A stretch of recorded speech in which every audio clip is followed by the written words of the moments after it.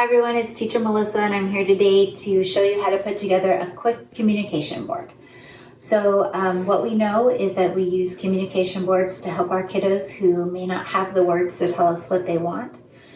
So these boards can help bridge that gap for our kids at home to be able to request and kind of relieves parents of the guessing game and hopefully be able to reduce some behaviors that we may see based on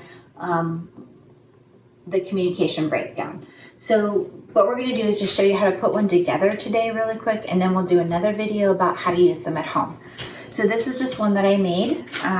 It's really simple. It's Capri Suns, Honey Maid, and Welch's Fruit Snacks. I just took and cut out each one of the pictures from the box, and I attached some Velcro.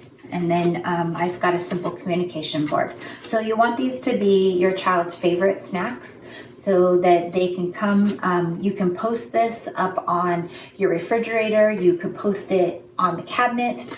And then your child can come and either point or potentially take one off and hand it to you.